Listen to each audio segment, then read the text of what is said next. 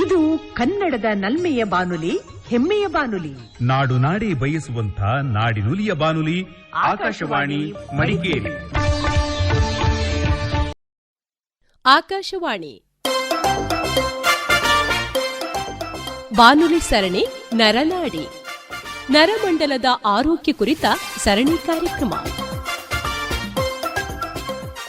ಈ ಕಾರ್ಯಕ್ರಮದ ಪ್ರಾಯೋಜಕರು first neuro brain and Spain super speciality hospital, Padil, Mangaluru. First neuro ಆಸ್ಪತ್ರೆ ಮೆದುಳು ಮತ್ತು ಬೆನ್ನುಮೂಳೆ ಚಿಕಿತ್ಸೆಯ ಅತ್ಯಾಧುನಿಕ ಉಪಕರಣ ಹಾಗೂ ತಂತ್ರಜ್ಞಾನವನ್ನು ಹೊಂದಿರುವ ಕರಾವಳಿ ಕರ್ನಾಟಕದ ಪ್ರಪ್ರಥಮ ಸೂಪರ್ ಸ್ಪೆಷಾಲಿಟಿ ಆಸ್ಪತ್ರೆ. ಸ್ಟ್ರೋಕ್ ಆದ 4.5 ಗಂಟೆಯೊಳಗೆ ಆಸ್ಪತ್ರೆಗೆ ದಾಖಲಿಸಿದಲ್ಲಿ ಅತ್ಯಾಧುನಿಕ ಚಿಕಿತ್ಸಾ ಕ್ರಮಗಳೊಂದಿಗೆ ಅತಿ ಕಡಿಮೆ ಸಮಯದಲ್ಲಿ ಗುಣಪಡಿಸಬಹುದು. ಫಸ್ಟ್ ನ್ಯೂರೋ ಆಸ್ಪತ್ರೆಯು ಪೀಡಿಯಾಟ್ರಿಕ್ ನ್ಯೂರಾಲಜಿ ಮತ್ತು ಅಪಸ್ಮಾರ ಚಿಕಿತ್ಸಾ ವಿಭಾಗವನ್ನು ಹೊಂದಿರುವ ದಕ್ಷಿಣ ಕನ್ನಡ ಹಾಗೂ ಉತ್ತರ ಕೇರಳದ ಏಕೈಕ ಆಸ್ಪತ್ರೆಯಾಗಿದೆ. ಫಸ್ಟ್ ನ್ಯೂರೋ ಆಸ್ಪತ್ರೆಯು ಸ್ಟ್ರೋಕ್ ನಿರ್ವಹಣೆ ಮತ್ತು ಚಿಕಿತ್ಸೆ, ಅಪಸ್ಮಾರ ಶಸ್ತ್ರಚಿಕಿತ್ಸೆ ಹಾಗೂ ಚಿಕಿತ್ಸೆ, ನ್ಯೂರೋ ಇನ್ಫೆಕ್ಷನ್, ಮಕ್ಕಳ ನರರೋಗ ವಿಭಾಗ, ನರ ಶಸ್ತ್ರಚಿಕಿತ್ಸೆ, ತಲೆನೋವು, ವರ್ಟಿಗೋ ಚಿಕಿತ್ಸೆ, ಬೆನ್ನುಮೂಳೆ ಚಿಕಿತ್ಸೆ, ಪಾರ್ಕಿನ್ಸನ್ಸ್ ಮತ್ತು movement disorder, memory clinic, neuro psychiatry, neuro intervention, neuro rehab, neuro physiotherapy ಮತ್ತು ನ್ಯೂರೋ ಕ್ರಿಟಿಕಲ್ ಕೇರ್ ವಿಭಾಗವನ್ನು ಹೊಂದಿರುವ ಆಸ್ಪತ್ರೆ. 24x7 ನಿರಂತರ ಸೇವೆಗಾಗಿ first neuro brain and Spain super speciality hospital, Padil, Mangaluru. 0824227633. Mobile 9343442488. ಕೇಳಿ ಬಾನುಲಿ ಸರಣಿ ನರನಾಡಿ. ಇಂದಿನ ಕಾರ್ಯಕ್ರಮದಲ್ಲಿ ನರರೋಗಗಳಿಗೆ ವಿಕಿರಣ ಚಿಕಿತ್ಸೆ ಈ ವಿಷಯದ ಕುರಿತು ವಿಕಿರಣ ತಜ್ಞರಾದ ಡಾಕ್ಟರ್ ಮಿಥುನ್ ಶೇಖರ್ ಅವರೊಂದಿಗೆ ಟಿಎಸ್ ಪ್ರಸಾದ್ ಅವರು ನಡೆಸಿದ ಸಂದರ್ಶನವನ್ನು ಕೇಳೋಣ. ಕೇಳುಗರೆ, ನರನಾಡಿ ಇಂದಿನ ಕಾರ್ಯಕ್ರಮದಲ್ಲಿ ವಿಕಿರಣ ಚಿಕಿತ್ಸೆ ಅಂದರೆ ಏನು, ಅದರ ಒಂದು ಮಹತ್ವ ಏನು, ಯಾವ ರೀತಿ ಚಿಕಿತ್ಸೆಯನ್ನು ಕೊಡಿಸಲಾಗ್ತದೆ, ಏನೇನು ಮುನ್ನೆಚ್ಚರಿಕೆ ಕ್ರಮವನ್ನು ಅನುಸರಿಸಬೇಕಾಗ್ತದೆ, ಈ ಎಲ್ಲ ವಿಚಾರದ ಬಗ್ಗೆ ಹೆಚ್ಚಿನ ವಿವರವನ್ನು ತಿಳಿಸಿಕೊಡೋದಕ್ಕೆ ನ್ಯೂರೋ ರೇಡಿಯಾಲಜಿಸ್ಟ್ ಆಗಿರುವಂತಹ ಡಾಕ್ಟರ್ ಮಿಥುನ್ ಶೇಖರ್ ಅವರು ಇವತ್ತು ನಮ್ಮ ಜೊತೆಗಿದ್ದಾರೆ. ನಮಸ್ಕಾರ ಡಾಕ್ಟ್ರೇ. ನಮಸ್ಕಾರ. ಹೇಳಿ, ವಿಕಿರಣ ಚಿಕಿತ್ಸೆ ಅಥವಾ ಇಂಟರ್ವೆನ್ಷನಲ್ ರೇಡಿಯಾಲಜಿ ಅಂದರೆ ಏನು? ಇಂಟರ್ವೆನ್ಷನಲ್ ರೇಡಿಯಾಲಜಿ ಅಂದರೆ ಇದು ಸ್ಕ್ಯಾನಿಂಗು ರೇಡಿಯಾಲಜಿ ಭಾಗದ ಒಂದು ಸಬ್ ಸ್ಪೆಷಾಲಿಟಿ. ಈ ಸಬ್ ಸ್ಪೆಷಾಲಿಟಿಯಲ್ಲಿ ಸುಮಾರು ಬಾಡಿಯಲ್ಲಿ ನಮ್ಮ ದೇಹದಲ್ಲಿ ಆಗ್ತಿರುವ ತೊಂದರೆಗಳನ್ನು, ಬೇಸಿಕಲಿ ರಕ್ತನಾಳ ಸಂಬಂಧಪಟ್ಟಿದ್ದ ಪ್ರಾಬ್ಲಮ್ಸ್ಗಳನ್ನು ಟ್ರೀಟ್ಮೆಂಟ್ ಮಾಡೋದ್ರಲ್ಲಿ ಹೆಲ್ಪ್ ಆಗ್ತದೆ. ಇದು ಓಪನ್ ಸರ್ಜರಿ ಅಲ್ಲ, ಇದು ಒಂದು ಕೀ ಹೋಲ್ ಸರ್ಜರಿ ಥರ ಇದ್ದಾಗೆ. ಬ್ರೈನ್ ಅಷ್ಟೇ ಅಲ್ಲ, ಇಡೀ ದೇಹದ ಯಾವುದೇ ಭಾಗದಲ್ಲಿ ಕೂಡ ಹೆಲ್ಪ್ ಆಗುವಂಥದ್ದು, ರಕ್ತನಾಳಿಗೆ ಸಂಬಂಧಪಟ್ಟದ್ದು ಪ್ರೊಸೀಜರ್. ವಿಶೇಷವಾಗಿ ಈ ಮೆದುಳಿನ ಕಾಯಿಲೆಗೆ ಸಂಬಂಧಪಟ್ಟಂತಹದ್ದು, ಅದರಲ್ಲಿ ಈ ಇಂಟರ್ವೆನ್ಷನಲ್ ರೇಡಿಯಾಲಜಿಯ ಒಂದು ಮಹತ್ವ ಏನು? ಮೆದುಳಿಗೆ ಸಂಬಂಧಪಟ್ಟದ್ದು ಬಹಳ ಮಹತ್ವ ಇದೆ. ಏನಕ್ಕಂತಂದ್ರೆ ಮೆದುಳಲ್ಲಿ ಮೇಜರ್ಲಿ ಆಗೋದು ನಮ್ಮ ಸ್ಟ್ರೋಕ್ ಏನಂತೀವಿ, ಕ್ಲಾಟ್ ಆಗೋದು, ಪಾರ್ಶ್ವವಾಯು, ದೆನ್ ಬ್ಲೀಡಿಂಗ್ ಆಗುತ್ತೆ, ಹೆಮರೇಜ್ ಅಂತ, ಬ್ರೈನ್ ಹೆಮರೇಜ್ ಏನಂತೀವಿ. ಇದಕ್ಕೆಲ್ಲ ಈ ಇಂಟರ್ವೆನ್ಷನ್ ರೇಡಿಯಾಲಜಿ ಮೂಲಕ ಓಪನ್ ಮಾಡದೆ ಟ್ರೀಟ್ಮೆಂಟ್ ಮಾಡೋಂಥ ಅವಕಾಶ ಇದೆ. ಸೊ ಇದರಲ್ಲಿ ಏನು ಮಾಡ್ತೇವೆ ಅಂತಂದರೆ, ಈಗ ಕ್ಲಾಟ್ ಆಗಿದೆ ಬ್ರೈನ್ನಲ್ಲಿ, ಆ ಕ್ಲಾಟನ್ನು ತೆಗೆದ್ರೆ ಮತ್ತೆ ಆ ರಕ್ತನಾಳನ ಓಪನ್ ಮಾಡಿದರೆ ಪೇಷಂಟ್ ಇಂಪ್ರೂವ್ಮೆಂಟ್ ಆಗೋದು ಬಹಳ ಚೆನ್ನಾಗಿ ಕಂಡು ಬಂದಿದೆ. ಸೊ ಇದನ್ನ ನಾವು ಓಪನ್ ಸರ್ಜರಿ ಮಾಡೋದಿಲ್ಲ, ಕಾಲ್ ಮೂಲಕ ಒಂದು ಸಣ್ಣ ಪೈಪ್ ಹಾಕಿ, ಆ ಪೈಪನ್ನು ನಾವು ಕ್ಯಾಥೆಟರ್ ಅಂತ ಹೇಳ್ತೇವೆ ಮೆಡಿಕಲ್ ಟರ್ಮ್ಸಲ್ಲಿ. ಸೊ ಅದನ್ನು ಬ್ರೈನ್ ಒಳಗಡೆ ರಕ್ತನಾಳ ತನಕ ಹೋಗಿ ಅಲ್ಲಿ ಸ್ಟೆಂಟ್ ಹಾಕಿ ಆ ಕ್ಲಾಟ್ನ ತೆಗೆದ್ರೆ ಮತ್ತೆ ಆ ರಕ್ತನಾಳ ಓಪನ್ ಆಗಿ ಬ್ಲಡ್ ಫ್ಲೋನ ಎಸ್ಟಾಬ್ಲಿಷ್ ಮಾಡ್ತದೆ. ಸೊ ಆ ಥರದ್ದು ಟ್ರೀಟ್ಮೆಂಟು. ಈಗ ಹೆಮರೇಜ್ ಆಯಿತು ಅಂತಂದರೆ ಯಾವ ಭಾಗದಲ್ಲಿ ಬ್ಲೀಡಿಂಗ್ ಆಗಿದೆನೋ ಅದೇ ಒಂದು ಭಾಗನ ಕ್ಲೋಸ್ ಮಾಡೋಂತಕ್ಕಂಥ ಒಂದು ಅವಕಾಶ ಸಿಗ್ತದೆ, but without opening the brain. ಅದರದ್ದು ಮೇಜರ್ ಅಡ್ವಾಂಟೇಜ್. ಕೀ ಹೋಲ್ ಸರ್ಜರಿಯ ಒಂದು ವಿಶೇಷತೆ ಏನು ಮತ್ತು ಇದರಿಂದ ಏನೇನು ಅನುಕೂಲತೆಗಳಿವೆ ಮಾಮೂಲಿ ಆಪರೇಷನ್ ಮಾಡೋದಕ್ಕೂ ಇದಕ್ಕೂ?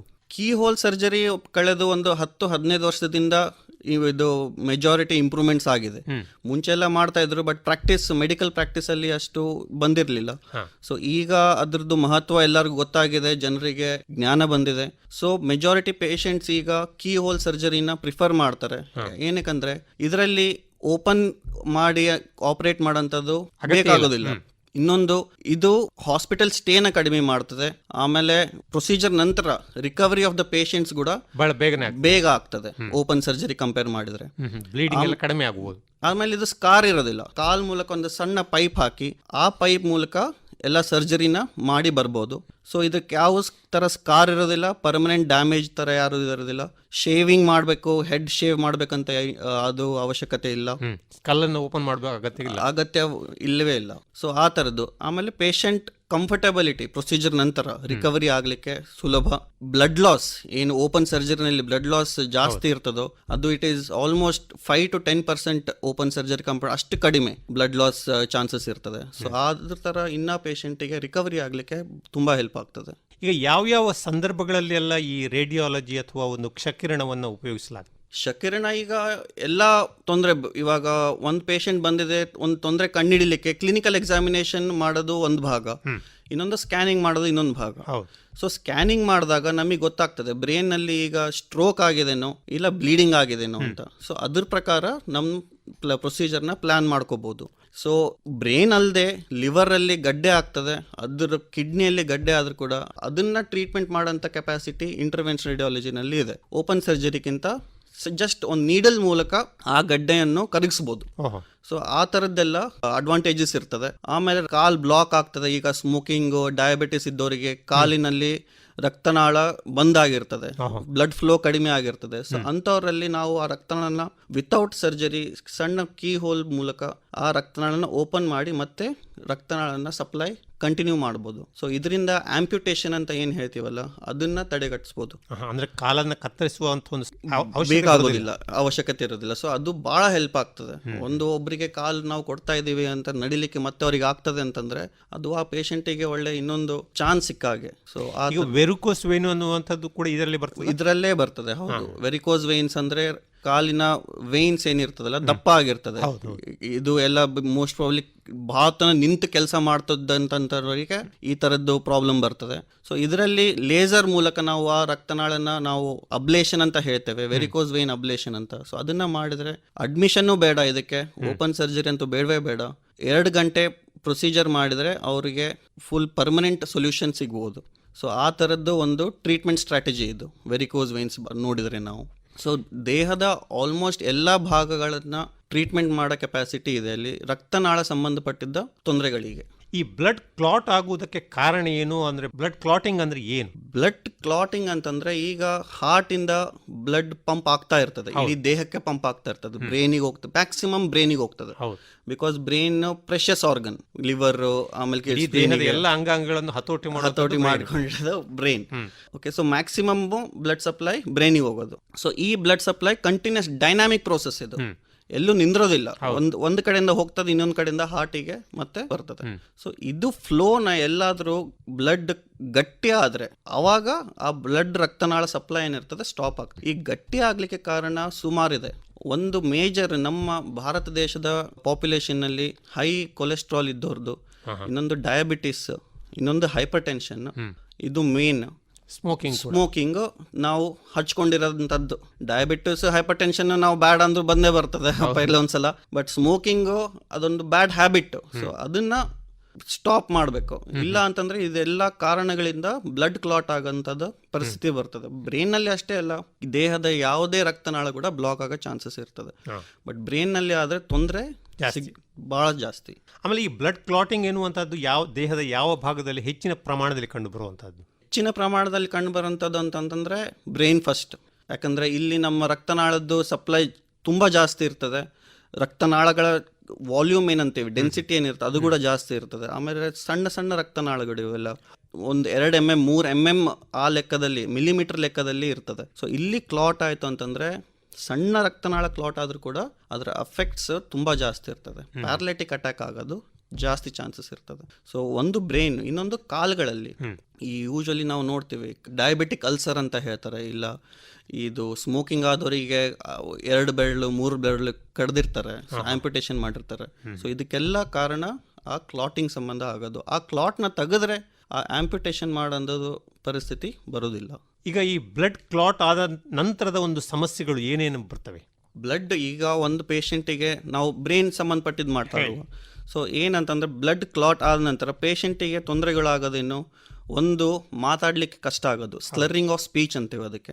ಸೊ ಅವರು ತೊದಲಿಕ್ಕೆ ಸ್ಟಾರ್ಟ್ ಮಾಡ್ತಾರೆ. ಅವ್ರು ಏನು ಹೇಳ್ಬೇಕಂತ ಅದನ್ನ ವ್ಯಕ್ತಪಡಿಸ್ಲಿಕ್ಕೆ ಆಗೋದಿಲ್ಲ. ಸೊ ಅವಾಗ ಅದೊಂದು ಸೈನ್. ಇನ್ನೊಂದು ಅವ್ರ ಕೈ ಕಾಲು ಮೂವ್ಮೆಂಟ್ ಆಗೋದು ಕಡಿಮೆ ಆಗ್ತದೆ. ಸೊ ಇವಾಗ ಗ್ಲಾಸ್ ನೀರು ಕೊಡ್ಲಿಕ್ಕೆ ಗ್ಲಾಸ್ ಇಟ್ಕೊಳ್ಲಿಕ್ಕೆ ಹೋಗ್ತಾರೆ, ಬಟ್ ಗ್ಲಾಸ್ ಕೈಯಲ್ಲಿ ಬರೋದಿಲ್ಲ, ಪೆನ್ ಇಟ್ಕೊಳ್ಲಿಕ್ಕೆ ಆಗೋದಿಲ್ಲ. ಆಮೇಲೆ ಇದು ಸಡನ್ ಆಗಿ ಬರ್ತದೆ, ಅವರಿಗೆ ಅನ್ಕೊಂಡಿರೋದಿಲ್ಲ, ಮನೆಯಲ್ಲಿ ಯಾರಿಗೂ ಗೊತ್ತಿರೋದಿಲ್ಲ. ಸೊ ಸಡನ್ ಆಗಿ ಬರ್ತದಲ್ಲ, ಇದಕ್ಕೆ ನಾವು ಸ್ಟ್ರೋಕ್ ಅನ್ನೋದು. ಈಗ ಹಾರ್ಟ್ ಅಟ್ಯಾಕ್ ಅಂತಾರಲ್ಲ, ಸ್ಟ್ರೋಕ್ ಅಂದ್ರೆ ಬ್ರೈನ್ ಅಟ್ಯಾಕ್ ಅದು, ಆ ಥರದ್ದು ಇದು. ಆಮೇಲೆ ಮಾತಾಡ್ಬೇಕಾದ್ರೆ ಒಂದು ಕಡೆ ಫೇಸ್, ಒಂದು ಕಡೆ ಅವ್ರದ್ದು ಬಾಯಿ ಹೊಳ್ತಂದ್ರೆ ಅಂದ್ರೆ ಡಿವಿಯೇಷನ್ ಆಯಿತು ಅಂತಂದ್ರೆ ಅದು ಕೂಡ ಸ್ಟ್ರೋಕ್ ಸಿಂಪ್ಟಮ್. ಓಕೆ, ಆಮೇಲೆ ಕಣ್ಣು ಕಾಣ್ಲಾರ್ದಂಗಿರೋದು, ಸಡನ್ ಆಗಿ ಅವರಿಗೆ ಮಂಜು ಕಾಣ್ಲಿಕ್ಕತ್ತು ಇಲ್ಲ, ಅವರಿಗೆ ಅರ್ಥ ಆಗ್ತಾ ಇಲ್ಲ, ನೋಡಿದ್ದು ಓದ್ಲಿಕ್ಕೆ ಬರ್ತಾ ಇಲ್ಲ ಅಂತಂದ್ರೆ ಅದು ಕೂಡ ಒಂದು ಬ್ರೈನ್ ಅಟ್ಯಾಕ್ ಸಿಂಪ್ಟಮ್. ಸೊ ಇದಕ್ಕೆ ನಾವು ಫೇಸ್ ಅಂತ ಹೇಳ್ತೇವೆ. ಫೇಶಿಯಲ್ ಡ್ರೂಪಿಂಗ್, ಅಟ್ಯಾಕ್ಸಿಯಾ, ನಡಿಲಿಕ್ಕೆ ಆಗ್ಲಾರ್ದಂಥದ್ದು. ಓಕೆ, ಆಮೇಲೆ ಐ ಪ್ರಾಬ್ಲಮ್ಸ್. ಸೊ ಇದನ್ನೆಲ್ಲ ಫೇಸ್ ಅಂತ ಒಂದು ಹೇಳ್ತೀವಿ ನಾವು. ಸೊ ಇದನ್ನು ತಕ್ಷಣ ಕಣ್ಣಿಡಿದು ಇಮ್ಮಿಡಿಯೇಟ್ ಹಾಸ್ಪಿಟ್ಲಿಗೆ ಬಂದರೆ ಆಗ ಅಸೆಸ್ಮೆಂಟ್ ಮಾಡಿ ಸ್ಕ್ಯಾನಿಂಗ್ ಮಾಡ್ತಾರೆ, MRI ಅಥವಾ CT ಸ್ಕ್ಯಾನ್ ಮಾಡ್ತಾರೆ. CT ಸ್ಕ್ಯಾನ್ ಮಾಡಿದ್ರೆ ಇದು ಉದ್ದೇಶ ಏನು ಅಂತಂತಂದ್ರೆ ಬ್ಲೀಡಿಂಗ್ ಆಗಿದೆನೋ ಕ್ಲಾಟ್ ಆಗಿದೆನೋ, ಸೊ ಇದನ್ನ ಪತ್ತೆ ಹಚ್ಚೋದು. ಬಿಕಾಸ್ ಟ್ರೀಟ್ಮೆಂಟ್ ಎರಡಕ್ಕೂ ಬೇರೆ ಬೇರೆ ಇರ್ತದೆ. ಸೊ ಕ್ಲಾಟ್ ಆಗಿತ್ತು ಅಂತಂದ್ರೆ ರಕ್ತನಾಳ ಬ್ಲಾಕ್ ಆಗಿದೆನೋ ಇಲ್ಲೋ ಅಂತ ಕಣ್ಣಿಡಿಲಿಕ್ಕೆ ಆಂಜಿಯೋಗ್ರಾಮ್ ಮಾಡ್ತಾರೆ. ಚಿಕ್ಕ ಚಿಕ್ಕ ರಕ್ತನಾಳ ಬ್ಲಾಕ್ ಆಗಿತ್ತು ಅಂತಂದ್ರೆ ಅದಕ್ಕೆ IV ಥ್ರೋಂಬೋಲೈಸಿಸ್ ಅಂತ ಹೇಳ್ತಾರೆ, ಕೈ ಮೂಲಕ ಕೊಡೋಂಥದ್ದು. ಈಗ ದಪ್ಪ ರಕ್ತನಾಳ ಬ್ಲಾಕ್ ಆಗಿತ್ತು, ಮೇಜರ್ ಬ್ರೈನ್ ಸಪ್ಲೈ ಮಾಡೋಂಥ ರಕ್ತನಾಳ ಬ್ಲಾಕ್ ಆಗಿತ್ತು ಅಂತಂದ್ರೆ ಅವಾಗ ನಮ್ಮ ರೋಲ್ ಬರ್ತದೆ. ನಾವು ಕಾಲ್ ಮೂಲಕ ಇಮ್ಮಿಡಿಯೇಟ್ ಆಗಿ ಆ ಪೈಪ್ನ ಹಾಕಿ ಆ ಕ್ಲಾಟ್ನ ತೆಗಿಲಿಕ್ಕೆ ಪ್ರಯತ್ನ ಪಡ್ತೇವೆ ಸ್ಟೆಂಟ್ ಮೂಲಕ. ಸೊ ಒಂದ್ಸಲ ಅದು ಬಂತಂದ್ರೆ ಇಂಪ್ರೂವ್ಮೆಂಟ್ ಆಗೋ ಚಾನ್ಸಸ್ ತುಂಬಾ ಜಾಸ್ತಿ ಇರ್ತದೆ. ಈ ಸ್ಟೆಂಟ್ ಅಂದ್ರೆ ಏನು, ಅದರ ಒಂದು ಉಪಯೋಗ ಏನು, ಹೇಗೆ ಬಳಕೆ ಮಾಡುವಂಥದ್ದು? ಸ್ಟೆಂಟ್ ಅಂತಂತಂದ್ರೆ ಇದು 3 mm 4 mm ಸೈಜಲ್ಲಿ ಅಂತ ಇರುವ ಮೆಶ್, ಒಂದು ಮೆಟಲ್ ಮೆಶ್ ಡಿಸೈನ್ ನಲ್ಲೇ ಇರ್ತದೆ. ಇದು ವೈರ್ನ ರೌಂಡ್ ಆಗಿ ಸ್ಟಿಚ್ ಮಾಡಿ ಮಧ್ಯೆ ಗ್ಯಾಪ್ಸ್ ಇರ್ತದೆ. ಸೊ ಆ ಗ್ಯಾಪ್ಸ್ ನಲ್ಲಿ ಕ್ಲಾಟ್ ಸಿಕ್ಕೊಳ್ಳೋ ಹಾಗೆ ಒಂದ್ಸಲ ಓಪನ್ ಮಾಡಿದ್ಮೇಲೆ ಆ ಕ್ಲಾಟ್ ಏನಿರ್ತದಲ್ಲ ರಕ್ತನಾಳ ಒಳಗಡೆ ಇರೋದು ಆ ಸ್ಟೆಂಟ್ ಒಳಗಡೆ ಕ್ಯಾಚ್ ಆಗಬೇಕು. ಕ್ಯಾಚ್ ಆದಾಗ ನಾವು ಅದನ್ನ ಮತ್ತೆ ತೆಗಿತೇವೆ. ಅದನ್ನ ಆಕ್ಚುಲಿ ನಾವು ಡೆಮಾನ್ಸ್ಟ್ರೇಟ್ ಮಾಡ್ಬೋದು. ಈ ನಾವು ಕ್ಲಾಟ್ ತೆಗೆದ್ರೆ ಆ ಕ್ಲಾಟ್ ಕಾಣ್ತದೆ ನಮಗೆ ಹೊರಗಡೆ ತೆಗೆದ್ರೆ. ಸೊ ತೆಗೆದ್ಮೇಲೆ ನಾವು ಆಂಜಿಯೋಗ್ರಾಮ್ ಮಾಡಿದರೆ ಆ ರಕ್ತನಾಳ ಓಪನ್ ಆಗಿತ್ತಂದ್ರೆ ಪೇಷಂಟ್ ಆನ್ ಟೇಬಲ್ ಇಂಪ್ರೂವ್ಮೆಂಟ್ ಆಗೋ ಚಾನ್ಸಸ್ ಇರ್ತದೆ. ಕೈ ಕಾಲು ಓಡಾಡ ಮೂವ್ಮೆಂಟ್ ಫುಲ್ ಝೀರೋ ಆಗಿರೋರು ಫುಲ್ ಕೈ ಎತ್ತಿ ಮಾತಾಡೋದು ಎಲ್ಲ ಬರ್ತದೆ. So that is miracle.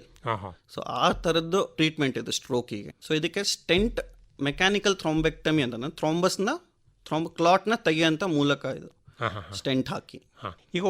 ಈಗ ಸ್ಟ್ರೋಕ್ ಆಗಿರುವಂತಹ ವ್ಯಕ್ತಿ ಅಥವಾ ಈ ಬ್ಲಡ್ ಕ್ಲಾಟ್ ಆಗಿರುವಂತಹ ಒಬ್ಬ ವ್ಯಕ್ತಿ ಬಂದಂತಹ ಸಂದರ್ಭದಲ್ಲಿ ಅವರಿಗೆ ಯಾವ ರೀತಿಯ ಒಂದು ಪರೀಕ್ಷೆಗಳು ಮತ್ತು ಚಿಕಿತ್ಸೆಯನ್ನು ನೀಡಲಾಗ್ತದೆ? ಈಗ ಪೇಷಂಟಿಗೆ ಇಲ್ಲ ರಿಲೇಟಿವ್ಸ್ಗೆ ಗೊತ್ತಾಗಿದೆ ಅವರಿಗೆ ಸ್ಟ್ರೋಕ್ ಆಗ್ತಾ ಇದೆ ಇಲ್ಲ ಸ್ಟ್ರೋಕ್ ಆಗಿದೆ ಅಂತ ಯಾರಾದ್ರೂ ಕಂಡಿಡ್ತಾರೆ, ಲೋಕಲ್ ಹಾಸ್ಪಿಟಲ್ಗೆ ಡಾಕ್ಟರ್ಗೆ ತೋರಿಸ್ತಾರೆ.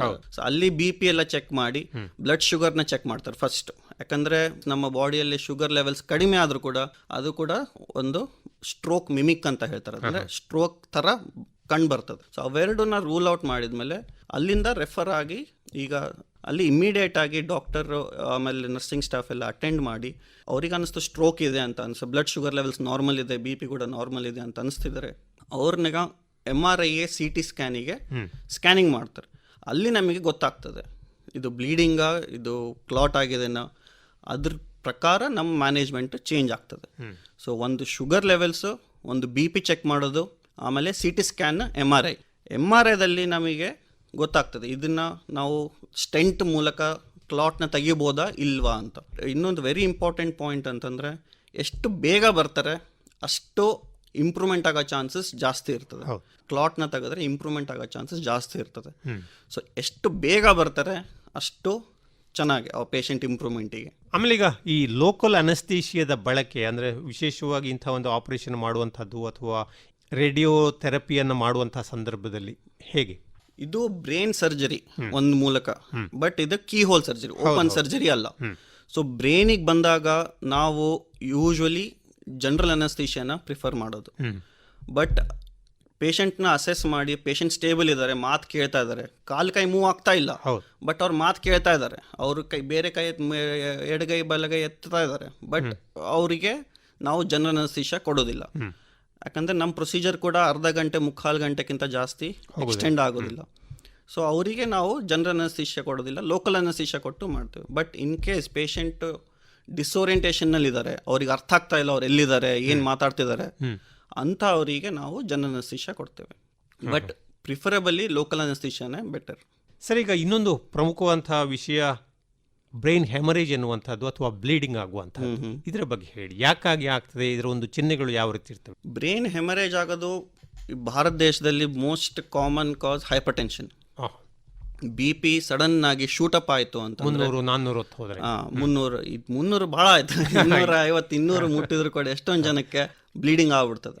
ಸೊ ಇದು ಮೋಸ್ಟ್ ಕಾಮನ್ ಕಾರಣ. ಸೊ ಇವರಿಗೆ ಬಹಳ ದೊಡ್ಡ ಬ್ಲೀಡ್ ಇತ್ತು, ಅವರು ಬ್ರೈನ್ ಊತ ಇಷ್ಟು ಜಾಸ್ತಿ ಆಗಿದೆ ಅಂತಂದ್ರೆ ಅವಾಗ ಸರ್ಜರಿ ಮಾಡೋಂಥ ಪರಿಸ್ಥಿತಿ ಬರ್ತದೆ, ಇಲ್ಲಿ ಸ್ಕಲ್ ಓಪನ್ ಮಾಡಬೇಕಾಗ್ತದೆ.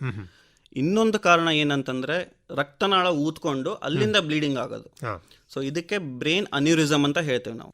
ಹೆಮರೇಜ್ ಆಗ್ಲಿಕ್ಕೆ ಕಾರಣಗಳು ಒಂದು ಬ್ರೈನ್ ಅನ್ಯೂರಿಸಮ್, ಒಂದು ಹೈಪರ್ ಟೆನ್ಷನ್, ಆಮೇಲೆ ಇನ್ನೊಂದು ರಕ್ತನಾಳದ ಗುಚ್ಚ ಆಗಿರ್ತದೆ, ಅದಕ್ಕೆ AVM ಮಾಲ್ಫಾರ್ಮೇಶನ್ ಅಂತ ಹೇಳ್ತೇವೆ.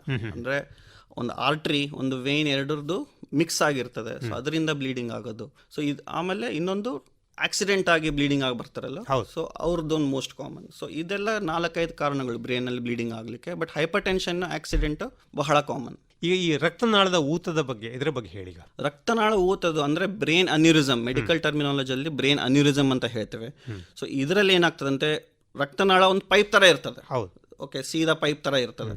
ಸೊ ಒಂದು ಭಾಗದಲ್ಲಿ BP ಕಾರಣನೋ ಇಲ್ಲ ಆ ಡಿಫೆಕ್ಟ್ ಕಾರಣನೋ ಅಲ್ಲಿ ಊದ್ಕೊಂಡು ಪ್ರೆಷರ್ ಜಾಸ್ತಿ ಆದಾಗ ಅಲ್ಲಿಂದ ಬ್ಲೀಡಿಂಗ್ ಆಗ್ತದೆ. ಆ ಬ್ಲೀಡಿಂಗ್ ಆಯ್ತಂದ್ರೆ ಪೇಷಂಟಿಗೆ ಬರೋ ತೊಂದರೆ ಸಿವಿಯರ್ ಹೆಡ್ಏಕ್, ಅಂದ್ರೆ ಅದಕ್ಕೆ ಟರ್ಮ್ ಹೇಳ್ತಾರೆ ಥಂಡರ್ ಕ್ಲಾಪ್ ಹೆಡ್ಏಕ್ ಅಂತ ಹೇಳ್ತಾರೆ. ಎಷ್ಟು ಜಾಸ್ತಿ ಆಗ್ತದೆ ಅಂದ್ರೆ ತಲೆ ಹೊಡೆದಾಗ ಆಗ್ತದೆ ಅವರಿಗೆ. ಸೊ ಆ ಥರ ಹೆಡ್ಏಕ್ ಬಂದಾಗ ಇಮಿಡಿಯೇಟ್ ಆಗಿ CT ಸ್ಕ್ಯಾನ್ ಮಾಡಿಸ್ತೇವೆ. CT ಸ್ಕ್ಯಾನ್ನಲ್ಲಿ ಬ್ಲೀಡಿಂಗ್ ಇದೆ ಅಂತ ಗೊತ್ತಾಯಿತು ಅಂತಂದರೆ CT ಆಂಜಿಯೋಗ್ರಾಮ್ ಮಾಡಿದ್ಮೇಲೆ ನಮಗೆ ಆ ಎಲ್ಲಿ ಊದ್ಕೊಂಡಿದೆ ಆ ಜಾಗನ ಹುಡುಕ್ಲಿ ಪ್ರಯತ್ನ ಪಡ್ತೇವೆ. ಸೊ ಅದೇ ಜಾಗದಿಂದ ಬ್ಲೀಡಿಂಗ್ ಆಗಿರ್ತದೆ. ಸೊ ಒಂದ್ಸಲ ಅದು ಗೊತ್ತಾಯಿತು ಅಂತಂದರೆ ಅದ್ರದ್ದು 2 ಸರ್ಜರಿ, ಒಂದು ನಾವು ಮಾಡೋಂಥದ್ದು ಪೈಪ್ ಹಾಕಿ ಕೀ ಹೋಲ್ ಸರ್ಜರಿ ಮಾಡೋದು, ಇನ್ನೊಂದು ಓಪನ್ ಸರ್ಜರಿ. ಎರಡಕ್ಕೂ ಅಡ್ವಾಂಟೇಜಸ್ ಡಿಸ್ಅಡ್ವಾಂಟೇಜಸ್ ಇದಾವೆ. ಬಟ್ ಕೀ ಹೋಲ್ ಸರ್ಜರಿ ಏನಂತಂದ್ರೆ ಓಪನ್ ಮಾಡೋದಿಲ್ಲ, ಕಾಲ್ ಮೂಲಕ ಒಂದು ಸಣ್ಣ ಪೈಪ್ ಹಾಕಿ ಆ ಊತಿದ ಜಾಗದಲ್ಲಿ ಹೋಗಿ ಅದನ್ನ ಬ್ಲಾಕ್ ಮಾಡಿ ಬರ್ತೇವೆ. ಸೊ ಅದು ಪುನಃ ಮತ್ತೆ ಬ್ಲೀಡಿಂಗ್ ಆಗೋದಿಲ್ಲ. ಪೇಷಂಟ್ ರಿಕವರಿ ಚೆನ್ನಾಗಿರ್ತದೆ, ಪೇಷಂಟಿಗೆ ಓಪನ್ ಸರ್ಜರಿ ಆಗ್ಬೇಕಂತ ಇರೋದಿಲ್ಲ, ಸ್ಕಾರ್ ಇರೋದಿಲ್ಲ, ಕಾಂಪ್ಲಿಕೇಶನ್ ಕೂಡ ಕಡಿಮೆ. ಈ ರಕ್ತನಾಳದ ಊತ ಅಥವಾ ಅನ್ಯೂರಿಸಮ್ ಅಂತ ಹೇಳಿದ್ರಲ್ಲ, ಇದು ದೇಹದ ಯಾವ ಭಾಗದಲ್ಲಿ ಬೇಕಿದ್ರೂ ಆಗ್ಬೋದು ಅಥವಾ ಮೆದುಳಿನಲ್ಲಿ ಮಾತ್ರ ಆಗುವಂಥದ್ದು ಹಾಗೇನಾದ್ರು? ದೇಹದಲ್ಲಿ ಯಾವ ಭಾಗದಲ್ಲಿ ಕೂಡ ಆಗೋ ಚಾನ್ಸಸ್ ಇರ್ತದೆ. ಬಟ್ ಮೆದುಳಿನಲ್ಲಿ ಆಗಿ ಬ್ಲೀಡಿಂಗ್ ಆಯ್ತು ಅಂತಂದ್ರೆ ತೊಂದರೆ ಜಾಸ್ತಿ, ಬಿಕಾಸ್ ಮೆದುಳು ಅಷ್ಟು ಇಂಪಾರ್ಟೆಂಟ್ ಆರ್ಗನ್ ಅಲ್ಲ, ಅದರಿಂದ ತೊಂದರೆ ಜಾಸ್ತಿ ಆಗ್ತದೆ. ಬೇರೆ ಯಾವ್ದ್ರಲ್ಲಿ ಕಡಿಮೆ, ನಾವು ಇನ್ಸಿಡೆನ್ಸ್ ಪ್ರಕಾರ ನೋಡಿದ್ರೆ ಬೇರೆ ಹೊಟ್ಟೆನಲ್ಲಿ ಆದ್ರೂ ಕಾಲಲ್ಲಿ ಆದ್ರೂ ಈ ತರ ಆಗಂತ ಚಾನ್ಸಸ್ ಬಹಳ ಕಡಿಮೆ. ಆಗ್ತದೆ, ಆಗಲ್ಲ ಅಂತಲ್ಲ, ಬಟ್ ಬ್ರೈನ್ ಅಲ್ಲಿ ಆಗೋದು ತುಂಬಾ ಕಾಮನ್. ಬ್ರೈನಲ್ಲಿ ಆಗೋದಷ್ಟೇ ಅಲ್ಲ, ಬ್ರೈನಲ್ಲಿ ಏನಾದರೂ ಬ್ಲೀಡಿಂಗ್ ಆಯಿತು ಅದರಿಂದ ಅಂತಂದರೆ ತೊಂದರೆ ಪೇಷಂಟಿಗೆ ತುಂಬ ಜಾಸ್ತಿ ಇರ್ತದೆ. ಸೊ ಇಮ್ಮಿಡಿಯೇಟ್ ಆಗಿ ಅದನ್ನು ಬ್ಲಾಕ್ ಮಾಡಬೇಕು. ಏನಕ್ಕಂತಂದರೆ ಒಂದು ಸಲ ಬ್ಲೀಡಿಂಗ್ ಆಯಿತು ಅಂತಂದರೆ ಪುನಃ ಅದೇ ಜಾಗದಿಂದ ಬ್ಲೀಡಿಂಗ್ ಆಗೋ ಚಾನ್ಸಸ್ಸು ತುಂಬ ಜಾಸ್ತಿ, 70-80% ಜಾಸ್ತಿ ಇರುತ್ತೆ. ಸೊ ಪುನಃ ಬ್ಲೀಡಿಂಗ್ ಆಯಿತು ಅಂತಂತಂದರೆ ಅವ್ರದ್ದು ಅದು ಲೈಫ್ ರಿಸ್ಕ್. ಅಂದರೆ ರಕ್ತನಾಳ ರಪ್ಚರ್ ಆಗುವ ರಕ್ತನಾಳ ರಪ್ಚರ್ ಆಗ್ತದೆ. ಸೊ ಆವಾಗ ಆ 2ನೇ ಸಲ ಅದೇನಾದ್ರು ಬ್ಲೀಡಿಂಗ್ ಆಯಿತು ಅಂತಂದರೆ ಪೇಷಂಟ್ ಲೈಫ್ ರಿಸ್ಕ್ ಬರ್ತದೆ. ಸೊ ಅದನ್ನು ತಡೆಗಟ್ಟಿಸಲಿಕ್ಕೆ ಆದಷ್ಟು ಬೇಗ ಅದು ಒಂದು ಕಡೆ ಬ್ಲೀಡಿಂಗ್ ಆಗಿದೆ ಅಂತಂದ್ರೆ ಅದನ್ನು ಬ್ಲಾಕ್ ಮಾಡೋದು ಅವಶ್ಯಕತೆ ಇರ್ತದೆ. ಈ ಬ್ಲೀಡಿಂಗ್ ಅಂದ ತಕ್ಷಣ ಸಾಮಾನ್ಯವಾಗಿ ನಾವು ಹೊರಗಿನಿಂದ ಮಾತ್ರ ಕಟ್ಟಾಯಿತು ಅಥವಾ ಹೊರಗಡೆ ರಕ್ತನಾಳದಲ್ಲಿ ನಮ್ಮ ದೇಹದಲ್ಲಿ ಇಡೀ ಎವ್ರಿ ಆರ್ಗನ್ ಅಂಗದಲ್ಲಿ ರಕ್ತನಾಳ ಹೋಗ್ತಾ ಇರ್ತದೆ ಬ್ಲಡ್ ಸಪ್ಲೈಗೆ. ಸೊ ಬ್ರೈನ್ ನಲ್ಲಿ 3 mm 4 mm ರಕ್ತನಾಳ ಬಹಳ ಚಿಕ್ಕದು, ಬಹಳ ಡೆಲಿಕೇಟ್ ರಕ್ತನಾಳ. ಸೊ ಇದರಲ್ಲಿ ಬ್ಲೀಡಿಂಗ್ ಆಗೋ ಚಾನ್ಸಸ್ ಜಾಸ್ತಿ. ಏನಕ್ಕಂತಂದ್ರೆ ಇದ್ರದ್ದು ಸೈಜ್ ಕಡಿಮೆ, ಡೆಲಿಕಸಿ ಜಾಸ್ತಿ, ಆಮೇಲೆ ಸ್ವಲ್ಪ ಪ್ರೆಷರ್ ವೇರಿಯೇಷನ್ ಆದ್ರೂ ಬ್ಲೀಡಿಂಗ್ ಆಗ್ತದೆ. ಸೊ ಇದು ಹೊರಗಡೆಯಿಂದ ಬಂದಿದ್ದಲ್ಲ, ಬಟ್ ರಕ್ತನಾಳದ ಪ್ರಾಬ್ಲಮ್ ಇರ್ತದೆ. ಸೊ ಅದಕ್ಕೋಸ್ಕರ ಇದನ್ನ ಟ್ರೀಟ್ಮೆಂಟ್ ಮಾಡೋದು ಇಂಪಾರ್ಟೆಂಟ್. ಈ ಟ್ರೀಟ್ಮೆಂಟ್ನಲ್ಲಿ ವಿಕಿರಣ ತಜ್ಞರು ಅಥವಾ ರೇಡಿಯಾಲಜಿಸ್ಟ್, ನ್ಯೂರೋ ರೇಡಿಯಾಲಜಿಸ್ಟ್ ಇವರ ಒಂದು ಪಾತ್ರ ಏನು? ಬ್ಲೀಡಿಂಗ್ ಏನಕ್ಕಾಗಿದೆ ಅಂತ ಕಂಡುಹಿಡಿಬೇಕು ಫಸ್ಟ್. ಸೊ ಅದಕ್ಕೆ CT ಸ್ಕ್ಯಾನ್, MRI ಇಮೇಜಿಂಗ್ ಎಲ್ಲ ಮಾಡ್ತೇವೆ. ಸೊ ಅದರಲ್ಲಿ ನಮ್ಮ ಪಾತ್ರ ಬರ್ತದೆ. ನಾವು ಹೇಳ್ಬೋದು ಇದು ಬ್ಲೀಡಿಂಗು BP ಇಂದ ಆಗಿದೆ, ಈ ಬ್ಲೀಡಿಂಗು ರಕ್ತನಾಳ ಊದ್ಕೊಂಡಿರೋದ್ರಿಂದ ಆಗಿದೆ, ಇದು ಬೇರೆ ಕಾರಣದಿಂದ ಸ್ಕ್ಯಾನಿಂಗ್ ನಲ್ಲಿ ಗೊತ್ತಾಗ್ತದೆ, ಸ್ಕ್ಯಾನಿಂಗ್ ನಲ್ಲಿ ಎಲ್ಲ ಗೊತ್ತಾಗ್ತದೆ, ಏನಕ್ಕೆ ಆಗಿದೆ ಅಂತ ಕೂಡ ಗೊತ್ತಾಗ್ತದೆ. ಅದ್ರ ನೆಕ್ಸ್ಟ್ ಏನು ಸ್ಕ್ಯಾನಿಂಗ್ ಮಾಡಬೇಕು, ಇವ್ರಿಗೆ ಸ್ಕ್ಯಾನಿಂಗ್ ಬೇಕಾ ಇಲ್ಲ ಡೈರೆಕ್ಟ್ ಆಗಿ ಆಪರೇಷನ್ ಬೇಕಾ, ಅದನ್ನ ಅಸೆಸ್ ಮಾಡಲಿಕ್ಕೆ ಮತ್ತೆ ಶತಜ್ಞರು ಬೇಕಾಗ್ತಾರೆ. ಸೊ ಅದಾದ್ಮೇಲೆ ಆಂಜಿಯೋಗ್ರಾಮ್ ಎಲ್ಲ ಆದ್ಮೇಲೆ ಆ ಊತಿದ ಜಾಗನ ಪೈಪ್ ಮೂಲಕ ಹೋಗಿ ಸಣ್ಣ ಸಣ್ಣ ಸ್ಪ್ರಿಂಗ್ ಇರ್ತದೆ, ಕಾಯಿಲ್ಸ್ ಅಂತೀವಿ ಅದಕ್ಕೆ. ಓಕೆ, ಈ ಕಾಯಿಲ್ಸ್ ಇಂದ ಅದನ್ನ ಬ್ಲಾಕ್ ಮಾಡಿದ್ರೆ ಅವರಿಗೆ ಪುನಃ ಬ್ಲೀಡಿಂಗ್ ಆಗೋ ಚಾನ್ಸಸ್ ಇರೋದಿಲ್ಲ. ಸೊ ಕೀ ಹೋಲ್ನ ಮಾಡಿ ಒಳಗಡೆ ಪೈಪ್ ತಗೊಂಡು ಹೋಗಿ ಆ ಜಾಗನ ಬ್ಲಾಕ್ ಮಾಡಿ ಬರೋದೇ ನಮ್ಮ ಕೆಲಸ. ಇದೆಲ್ಲ ಎಕ್ಸ್ರೇನಲ್ಲೇ ಆಗ್ತಿರ್ತದೆ, ಓಪನ್ ಸರ್ಜರಿ ಎಲ್ಲ ಎಕ್ಸ್ರೇ ಮೂಲಕನೇ ಆಗ್ತದೆ. ಇದು ಫ್ಲೂರೋಸ್ಕೋಪಿ ಅಂತೀವಿ ಅದಕ್ಕೆ. ಈಗ ಈ ರಕ್ತನಾಳದ ಊತಕ್ಕೆ ಸರಿಯಾದಂತಹ ಒಂದು ಚಿಕಿತ್ಸೆ ತಕ್ಷಣವೇ ದೊರೆಯದೆ ಹೋದ್ರೆ ಏನೇನು ಸಮಸ್ಯೆಗಳೆಲ್ಲ ಬರ್ತವೆ? ಊತಿದ್ರಿಂದ ಅವ್ರಿಗೆ ಬ್ಲೀಡಿಂಗ್ ಆಗಿರ್ತದೆ ಒಂದು. ಹೌದು. ಆ ಬ್ಲೀಡಿಂಗ್ ಇಂದ ಏನಾಗ್ತದೆ, ಆ ರಕ್ತ ಏನು ಹರಡಿರ್ತದಲ್ಲ ಬ್ರೈನ್ ನಲ್ಲಿ, ಅದು ಕ್ಲಿಯರ್ ಆಗೋದಿಲ್ಲ. ಸೊ ಕ್ಲಿಯರ್ ಆಗಲಿಲ್ಲ ಅಂದ್ರೆ ಅವ್ರಿಗೆ ತಲೆನೋವು ಕಡಿಮೆ ಆಗೋದಿಲ್ಲ. ಇನ್ನೊಂದು, ಆ ಊತಿದ ಜಾಗದಿಂದ ಪುನಃ ಬ್ಲೀಡಿಂಗ್ ಆಗಲೇ ಹೇಳಿದ್ನಲ್ಲ, ಪುನಃ ಬ್ಲೀಡಿಂಗ್ ಆಗಂತ ಚಾನ್ಸಸ್ ತುಂಬಾ ಜಾಸ್ತಿ ಇರ್ತದೆ. ಅದು ಪುನಃ ಬ್ಲೀಡಿಂಗ್ ಆಯಿತು ಅಂತಂತಂದ್ರೆ ಇನ್ನಷ್ಟು ರಕ್ತನಾಳ ಎಲ್ಲ ತೊಂದರೆ ಬರ್ತದೆ, ಅವಾಗ ಅವರಿಗೆ ಲೈಫ್ ರಿಸ್ಕ್ ಕೂಡ ಬರ್ತದೆ. ಸೊ ಅದೊಂದು ಆಗ್ತದೆ. ಮೂರನೇದು, ಅವ್ರ BP ವೇರಿಯೇಷನ್ ಮೇಲೆ ಕೆಳಗೆ ಆಗ್ತಾ ಇರೋ ಕಾರಣ ಅದು ರಕ್ತನಾಳ ಒಂದು ಜಾಗ ಅಲ್ಲ ಇನ್ನೊಂದು ಜಾಗಕ್ಕೂ ಬರ್ಬೋದು. ಸೊ ಇನ್ನೊಂದು ಜಾಗಕ್ಕೆ ಬಂದರೆ ಟ್ರೀಟ್ಮೆಂಟ್ ಮಾಡೋದು ಕಷ್ಟ, ಪೇಷಂಟ್ ಇಂಪ್ರೂವ್ಮೆಂಟ್ ಆಗೋದು ಕಷ್ಟ. ಸೊ ಅದಕ್ಕೆ ಅದು ಊತಿದ ಜಾಗನ ಆದಷ್ಟು ಬೇಗ ಮುಚ್ಚಲಿಕ್ಕೆ ಪ್ರಯತ್ನ ಪಡಬೇಕು. ಆಮೇಲೆ ಈಗ ರಕ್ತನಾಳ ಊದ್ಕೊಂಡಿದೆ ಅಥವಾ ಒಂದು ಬ್ಲೀಡಿಂಗ್ ಆಗ್ತಾ ಇದೆ ಅಂತ ಅದ್ರ ಬೇರೆ ಏನಾದರೂ ಚಿಹ್ನೆಗಳು ತೋರಿಸ್ತಾವ ವ್ಯಕ್ತಿಯಲ್ಲಿ, ಇಂಥ ಒಂದು ಚಿಹ್ನೆಗಳು ಅಂತ, ವಾಮಿಟಿಂಗ್ ಸೆನ್ಸೇಷನ್ ಅಥವಾ ಇನ್ನೇನಾದರೂ ಸಮಸ್ಯೆಗಳು ತೋರಿಸ್ತಾವ? ಕೆಲವೊಬ್ಬರಲ್ಲಿ ತೋರಿಸ್ತದೆ, ಕೆಲವೊಬ್ಬರಲ್ಲಿ ತೋರಿಸಲ್ಲ. ಕೆಲವೊಬ್ಬರಲ್ಲಿ ಸೈಲೆಂಟ್ ಆಗಿರ್ತಾವ. ಸೈಲೆಂಟ್ ಆಗಿ ಯೂಶಲಿ ಸೈಲೆಂಟ್ ಇರೋ ಭಾಳ ಕಡಿಮೆ. ಏನಾಗ್ತದೆ ಅಂತಂದ್ರೆ ಪೇಷಂಟಿಗೆ ಸಾಮಾನ್ಯವಾಗಿ 90% ಆಫ್ ದ ಟೈಮ್ಸ್ ಏನಾಗ್ತದೆ ಅಂತಂದ್ರೆ, ಊತ ಆಗಿರೋ ರಕ್ತನಾಳ ಹೊಡೆದಿ ಬ್ಲೀಡಿಂಗ್ ಆಗಿದೆ ಅಂತಂದ್ರೆ ಅವರಿಗಾಗಂಥದ್ದು ಸಡನ್ ಸಿವಿಯರ್ ಹೆಡೇಕ್, ಅಂದರೆ ತಲೆ ಹೊಡೆತ, ಆ ಥರದ್ದು ಮೋಸ್ಟ್ ಕಾಮನ್. ಒಬ್ಬೊಬ್ಬರಿಗೆ ಏನಾಗ್ತದೆ, ಸ್ವಲ್ಪ ಬ್ಲೀಡಿಂಗ್ ಆಗಿರ್ತದೆ, ಅವರಿಗೆ ಸ್ವಲ್ಪ ಹೆಡೇಕ್ ಸ್ಟಾರ್ಟ್ ಆಗ್ತದೆ, ಮಲ್ಕೊಂಡಾಗ ಜಾಸ್ತಿ ಆಗೋದು, ಸ್ವಲ್ಪ ಪೊಸಿಷನ್ ಚೇಂಜ್ ಮಾಡಿದ್ರೆ ಜಾಸ್ತಿ ಆಗೋದು, ಆಮೇಲೆ ವಾಮಿಟಿಂಗ್ ಆಗೋದು, ಆಮೇಲೆ ಕಣ್ಣು ಮಂಜಾಗೋದು. ಸೊ ಇವೆಲ್ಲ ಸ್ಲೋಲಿ ಬರ್ತಾ ಇರ್ತದೆ. ಸೊ ಇದನ್ನ ಇಗ್ನೋರ್ ಮಾಡಬಾರ್ದು. ಇದನ್ನ ತಕ್ಷಣ ಡಾಕ್ಟರ್ ಹತ್ರ ಹೋಗಿ ಸ್ಕ್ಯಾನಿಂಗ್ ಮಾಡಿಸ್ಕೋಬೇಕು. ಇದನ್ನು ಬ್ಲೀಡಿಂಗ್ ಆಗಿದೆ ಇಲ್ಲ ಅಂತ, ಬ್ಲೀಡಿಂಗ್ ಆಗಿಲ್ಲ ಅಂತಂತಂದ್ರೆ ಆ ಕಾರಣ ಅಲ್ಲ, ಬೇರೆ ಯಾವುದಾದ್ರು ಕಾರಣ ಇರ್ತದೆ, ಬಟ್ ಎಮರ್ಜೆನ್ಸಿ ಅಲ್ಲ. ಬಟ್ ಬ್ಲೀಡಿಂಗ್ ಆಗಿದ್ರೆ ಎಮರ್ಜೆನ್ಸಿ ಆಗ್ತದೆ ಅದು. ಸೊ ಬಟ್ ಅದು ಒಂದು 10% ಅಲ್ಲಿ ಅಷ್ಟೇ. ನಾನು ಹೇಳಿದ ವಾಮಿಟಿಂಗ್ ಆಗೋದು, ಕಣ್ಣು ಮಂಜಾಗೋದು ಅದೆಲ್ಲ 10% ಅಲ್ಲಿ. 90% ಅಲ್ಲಿ ತಲೆ ಹೊಡೆತದ್ದು ಏನಿರ್ತದಲ್ಲ ಅದೇ ಕಾರಣ. ಈ ಬ್ರೈನ್ ಹೆಮರೇಜ್ ಆಗ್ಬೋದು ಅಥವಾ ರಕ್ತನಾಳದ ಊತ ಆಗ್ಬೋದು, ಇವೆಲ್ಲ ವ್ಯಕ್ತಿ ಎಚ್ಚರ ಇರುವಾಗಲೇ ಆಗುವಂತಹದ್ದು ಅಥವಾ ನಿದ್ದೆಯಲ್ಲೂ ಕೂಡ ಆಗ್ಬೋದಾ? ಯೂಶಲಿ ಇದು ವ್ಯಕ್ತಿ ಎಚ್ಚರ ಇರ್ಬೇಕಾದ್ರೆ ಆಗಂತದ್ದು ಇದು. ಯಾಕಂದ್ರೆ ಎಚ್ಚರ ಇರ್ಬೇಕಾದ್ರೆ ನಾವು ಕೆಲಸ ಮಾಡ್ತಾ ಇರ್ತೇವೆ, ಕುತ್ಕೊಳೋದು, ಎದ್ದೇಳೋದು, ಮಲ್ಕೊಳೋದು ಎಲ್ಲ ಮಾಡ್ತಾ ಇರ್ತೇವೆ. ಸೊ ಅವಾಗ BP ವೇರಿಯೇಷನ್ ಆಗ್ತಾ ಇರ್ತದೆ, ಬ್ಲಡ್ ಪ್ರೆಷರ್ ಇಂದ ಆ ರಕ್ತನಾಳ ಹೊಡೆ ಚಾನ್ಸಸ್ ಜಾಸ್ತಿ ಇರ್ತದೆ. ಬಟ್ ನೀವು ಸ್ಟ್ರೋಕ್ ಕೇಳಿದ್ರೆ, ಕ್ಲಾಟ್ ಆಗೋದು ಕೇಳಿದ್ರೆ, ಅದು ಮಲ್ಕೊಂಡಾಗ ಕೂಡ ಆಗ್ತದೆ. ಬಟ್ ಬ್ಲೀಡಿಂಗ್ ಆಗೋದು ಕಡಿಮೆ, ಸ್ಟ್ರೋಕ್ ಆಗೋದು ಜಾಸ್ತಿ ಮಲ್ಕೊಂಡಾಗ. ಇದರ ಚಿಕಿತ್ಸೆಯ ಬಗ್ಗೆ ಹೇಳಿಗ, ಬ್ರೈನ್ ಹೆಮರೇಜ್ ಆಗ್ಬೋದು ಅಥವಾ ಊತ ಆಗ್ಬೋದು, ಎಷ್ಟು ಸಮಯ ಹಾಸ್ಪಿಟಲ್ನಲ್ಲಿ ಚಿಕಿತ್ಸೆಯನ್ನು ಪಡಿಬೇಕಾಗ್ತದೆ, ಮತ್ತೆ ಒಂದ್ಸರಿ ಚಿಕಿತ್ಸೆ ಪಡೆದ ನಂತರ ಅವರ ಜೀವನ ಕ್ರಮ ಹೇಗಿರಬೇಕು ಅಂತ? ಈಗ ಸ್ಟ್ರೋಕ್ ಮಾತಾಡ್ತೀನಿ, ಕ್ಲಾಟ್ ಆಗೋದು. ಸೊ ಕ್ಲಾಟ್ ಆದರೆ ಏನಾಗ್ತದೆ, ಇಮಿಡಿಯೇಟ್ ಆಗಿ ಅವರಿಗೆ ಆಪರೇಷನ್ ಕ್ಯಾತ್ ಲ್ಯಾಬ್ ಅಂತ ಹೇಳ್ತೇವೆ ನಾವು. ಸೊ ಕ್ಯಾತ್ ಲ್ಯಾಬ್ ಅಲ್ಲಿ ಕರ್ಕೊಂಡು ಹೋಗಿ ಆ ಕ್ಲಾಟ್ನ ತೆಗೆದ್ರೆ ಕಂಪ್ಲೀಟ್ ಆ ರಕ್ತನಾಳ ಓಪನ್ ಆಯಿತು ಅಂತಂತಂದ್ರೆ ಅವರಿಗೆ ಒಂದು ಏನಿಲ್ಲ ಅಂದ್ರೆ 3-4 ದಿವಸ ಹಾಸ್ಪಿಟಲಲ್ಲಿ ಇರಬೇಕಾಗ್ತದೆ. ಬ್ಲಡ್ ಟೆಸ್ಟ್ ಒಂದ್ಸಲ ರಿಪೀಟ್ ಆಗ್ತದೆ, ಅವರಿಗೆ ಫಿಸಿಯೋಥೆರಪಿ ಎಲ್ಲ ಸ್ಟಾರ್ಟ್ ಆಗ್ತದೆ. ಸೊ ಫಿಸಿಯೋಥೆರಪಿ ಅವರಿಗೆ ರಿಲೇಟಿವ್ಸಿಗೆಲ್ಲ ಟ್ರೈನಿಂಗ್ ಕೊಟ್ಟು ಅದನ್ನ ಅವ್ರಿಗೆ ಡಿಸ್ಚಾರ್ಜ್ ಮಾಡ್ಬೋದು. ಬಟ್ ಬ್ರೈನ್ ಹೆಮರೇಜ್ ಆಯಿತು ಅಂತಂದರೆ ಅದು ಇಂಪ್ರೂವ್ಮೆಂಟ್ ಮೇಲೆ ಡಿಪೆಂಡ್ ಆಗ್ತದೆ. ಸೊ ಎಲ್ಲ ಸ್ವಲ್ಪ ಬ್ಲೀಡಿಂಗ್ ಆಗಿತ್ತು ಅಂತಂದರೆ ಒಂದು 5-6 ದಿವಸ ಗಟ್ಟಲೆ ಇರಬೇಕಾಗ್ತದೆ. ಇಲ್ಲ ಅಂತಂದರೆ ತುಂಬ ಜಾಸ್ತಿ ಬ್ಲೀಡಿಂಗ್ ಆಗಿದೆ ಅಂತಂದರೆ ಇಂಪ್ರೂವ್ಮೆಂಟ್ ಕೂಡ ಸ್ವಲ್ಪ ಸ್ಲೋ ಆಗ್ತದೆ. ಸೊ ಆವಾಗ 1 ವಾರ 2 ವಾರ ಇರೋ ಪರಿಸ್ಥಿತಿ ಬರ್ತದೆ. ಸೊ ಇದು ಇಂಡಿವಿಜುವಲ್ ಪೇಷಂಟ್ ಮೇಲೆ ಡಿಪೆಂಡ್. ಹೌದು. ಸೊ ಅದು ಟೈಮ್ ಡ್ಯೂರೇಷನ್ಸ್ ಫಿಕ್ಸ್ ಇರೋದಿಲ್ಲ. ಈ ಕ್ಲಾಟ್ ಅನ್ನು ತೆಗೆಯುವಂಥದ್ದೆಲ್ಲ ಅರ್ಧ ಗಂಟೆ 1 ಗಂಟೆ ಮಾಡಬಹುದು. ಆಪರೇಷನ್ ಮಾಡೋದಿದ್ರೆ ಮಾತ್ರ ಹೆಚ್ಚು ಸಮಯ ಬೇಕಾಗ್ತದೆ. ಒಟ್ಟಿನಲ್ಲಿ ಈ ಬ್ಲಡ್ ಕ್ಲಾಟ್ ಆಗುವಂಥದ್ದಾಗ್ಬೋದು ಅಥವಾ ಬ್ಲಡ್ ಬ್ರೈನ್ನಲ್ಲಿ ಹೆಮರೇಜ್ ಆಗಿರುವಂಥದ್ದಾಗ್ಬೋದು ಅಥವಾ ಇಂಥದ್ರಲ್ಲಿ ಚಿಕಿತ್ಸೆಯನ್ನು ಎಷ್ಟು ತಕ್ಷಣ ಮಾಡಿದರೆ ಒಳ್ಳೇದು ಅಂತ ಹೇಳ್ತೀರಿ? ಇಂಥದ್ರಲ್ಲಿ ಆದಷ್ಟು ಬೇಗ ಮಾಡಿದಷ್ಟು ಒಳ್ಳೇದು. ನಾನು ಹೇಳಿದರೆ ಇಮಿಡಿಯೇಟ್ ಆಗಿ ಮಾಡಿದರೆ, ಎಸ್ಪೆಷಲಿ ಸ್ಟ್ರೋಕ್, ನಾವು ಕ್ಲಾಟ್ ಆಗ್ತದೆ ಅಂತ ಹೇಳ್ತೀವಲ್ಲ, ಕ್ಲಾಟ್ ಅಲ್ಲಿ ಎಷ್ಟು ಬೇಗ ಆಗ್ತದೆ ಅಷ್ಟು ನಾವು ಕಂಡು ಬಂದಿದ್ದೇವೆ. ರಿಸಲ್ಟ್ ಇಂಪ್ರೂವ್ಮೆಂಟ್ ಅಷ್ಟು ಜಾಸ್ತಿ ಆಗ್ತದೆ. ಸೊ ಅರ್ಧ ಗಂಟೆಯಲ್ಲಿ ಮಾಡಿದ್ರೆ 3 ಗಂಟೆ ನಂತರ ಮಾಡಿದ್ರೆ ಬಹಳ ವ್ಯತ್ಯಾಸ ಇರ್ತದೆ. ಬಿಕಾಸ್ ನಾವು ಅದೇ ಹೇಳ್ತಾರಲ್ಲ, 1 ನಿಮಿಷದಲ್ಲಿ 1000 ಮಿಲಿಯನ್ ಬ್ರೈನ್ ನ್ಯೂರಾನ್ಸ್ ಏನಿರ್ತದೆ, ಸೆಲ್ಸ್ ಏನಿರ್ತದೆ, ಅಫೆಕ್ಟ್ ಆಗ್ತಾ ಇರ್ತದೆ. ಸೊ ಅದಕ್ಕೋಸ್ಕರ ಎಷ್ಟು ಬೇಗ ಮಾಡ್ತೀವಿ ಅಷ್ಟು ಒಳ್ಳೆಯದು. ಹೆಮರೇಜ್ ಆದಾಗ ಅದು ಪೇಷಂಟ್ ಕಂಡೀಷನ್ ನೋಡಿ, ಎಷ್ಟು ಹೆಮರೇಜ್ ಆಗಿದೆ ನೋಡಿ ಅಸೆಸ್ ಮಾಡಿ ಆಮೇಲೆ ಮಾಡೋಂಥದ್ದು. ಅದು ಇಮಿಡಿಯೇಟ್ ಮಾಡ್ಬೇಕಂತ ಏನಿಲ್ಲ. ಬಟ್ ಸ್ಟ್ರೋಕ್ ಕ್ಲಾಟ್ ಆದಾಗ ಮಾತ್ರ ಇಮಿಡಿಯೇಟ್ ಮಾಡೋದು ಅಡ್ವೈಸಬಲ್. ಒಳ್ಳೆಯದು. ಡಾಕ್ಟರ್ ಮಿಥುನ್ ಶೇಖರ್ ಅವರೇ, ವಿಕಿರಣ ಚಿಕಿತ್ಸೆ ಅಂದರೆ ಏನು, ಇದರ ಒಂದು ಮಹತ್ವ ಏನು, ಹಾಗೂ ಬ್ರೈನ್ ಹೆಮರೇಜ್ ಮತ್ತು ಬ್ಲೀಡಿಂಗ್ ಆಗುವಂತಹದ್ದು ಅಥವಾ ರಕ್ತನಾಳದಲ್ಲಿ ಊತ ಆಗುವಂತಹದ್ದು ಎಲ್ಲದಕ್ಕೂ ಕೂಡ ಯಾವ ರೀತಿಯ ತಕ್ಷಣದ ಚಿಕಿತ್ಸೆಯನ್ನು ಪಡ್ಕೊಳ್ಬೇಕು ಅನ್ನೋದ್ರ ಬಗ್ಗೆಯೂ ಕೂಡ ಬಹಳಷ್ಟು ವಿಷಯವನ್ನು ಹಂಚಿಕೊಂಡಿದ್ರಿ. ತುಂಬ ಧನ್ಯವಾದಗಳು. ನಮಸ್ಕಾರ. Thank you. ಇದುವರೆಗೆ ನರರೋಗಗಳಿಗೆ ವಿಕಿರಣ ಚಿಕಿತ್ಸೆ ಈ ವಿಷಯದ ಕುರಿತು ವಿಕಿರಣ ತಜ್ಞರಾದ ಡಾಕ್ಟರ್ ಮಿಥುನ್ ಶೇಖರ್ ಅವರೊಂದಿಗೆ ಟಿಎಸ್ ಪ್ರಸಾದ್ ಅವರು ನಡೆಸಿದ ಸಂದರ್ಶನವನ್ನು ಕೇಳಿದಿರಿ.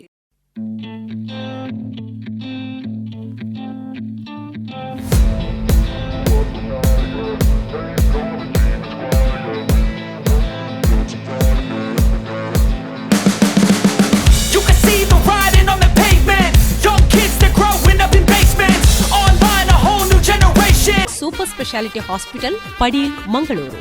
ಫಸ್ಟ್ ನ್ಯೂರೋ ಆಸ್ಪತ್ರೆ ಮೆದುಳು ಮತ್ತು ಬೆನ್ನುಮೂಳೆ ಚಿಕಿತ್ಸೆಯ ಅತ್ಯಾಧುನಿಕ ಉಪಕರಣ ಹಾಗೂ ತಂತ್ರಜ್ಞಾನವನ್ನು ಹೊಂದಿರುವ ಕರಾವಳಿ ಕರ್ನಾಟಕದ ಪ್ರಪ್ರಥಮ ಸೂಪರ್ ಸ್ಪೆಷಾಲಿಟಿ ಆಸ್ಪತ್ರೆ. ಸ್ಟ್ರೋಕ್ ಆದ 4.5 ಗಂಟೆಯೊಳಗೆ ಆಸ್ಪತ್ರೆಗೆ ದಾಖಲಿಸಿದಲ್ಲಿ ಅತ್ಯಾಧುನಿಕ ಚಿಕಿತ್ಸಾ ಕ್ರಮಗಳೊಂದಿಗೆ ಅತಿ ಕಡಿಮೆ ಸಮಯದಲ್ಲಿ ಗುಣಪಡಿಸಬಹುದು. ಫಸ್ಟ್ ನ್ಯೂರೋ ಆಸ್ಪತ್ರೆಯು ಪೀಡಿಯಾಟ್ರಿಕ್ ನ್ಯೂರಾಲಜಿ ಮತ್ತು ಅಪಸ್ಮಾರ ಚಿಕಿತ್ಸಾ ವಿಭಾಗವನ್ನು ಹೊಂದಿರುವ ದಕ್ಷಿಣ ಕನ್ನಡ ಹಾಗೂ ಉತ್ತರ ಕೇರಳದ ಏಕೈಕ ಆಸ್ಪತ್ರೆಯಾಗಿದೆ. ಫಸ್ಟ್ ನ್ಯೂರೋ ಆಸ್ಪತ್ರೆಯು ಸ್ಟ್ರೋಕ್ ನಿರ್ವಹಣೆ ಮತ್ತು ಚಿಕಿತ್ಸೆ, ಅಪಸ್ಮಾರ ಶಸ್ತ್ರಚಿಕಿತ್ಸೆ ಹಾಗೂ ಚಿಕಿತ್ಸೆ, ನ್ಯೂರೋ ಇನ್ಫೆಕ್ಷನ್, ಮಕ್ಕಳ ನರರೋಗ ವಿಭಾಗ, ನರ ಶಸ್ತ್ರಚಿಕಿತ್ಸೆ, ತಲೆನೋವು, ವರ್ಟಿಗೋ ಚಿಕಿತ್ಸೆ, ಬೆನ್ನುಮೂಳೆ ಚಿಕಿತ್ಸೆ, ಪಾರ್ಕಿನ್ಸನ್ಸ್ ಮತ್ತು movement disorder, memory clinic, neuro psychiatry, neuro intervention, neuro rehab, neuro physiotherapy ಮತ್ತು ನ್ಯೂರೋ ಕ್ರಿಟಿಕಲ್ ಕೇರ್ ವಿಭಾಗವನ್ನು ಹೊಂದಿರುವ ಆಸ್ಪತ್ರೆ. 24/7 ನಿರಂತರ ಸೇವೆಗಾಗಿ first neuro brain and Spain super speciality hospital, Padil, Mangaluru. 0824-227-6633. Mobile 9343442488. Akashvani Mangaluru ಕೇಂದ್ರದಲ್ಲಿ ಸಿದ್ಧಪಡಿಸಲಾದ ಈ ಕಾರ್ಯಕ್ರಮ ಆಕಾಶವಾಣಿ ಮಡಿಕೇರಿ ಕೇಂದ್ರದಿಂದ ಪ್ರಸಾರವಾಯಿತು.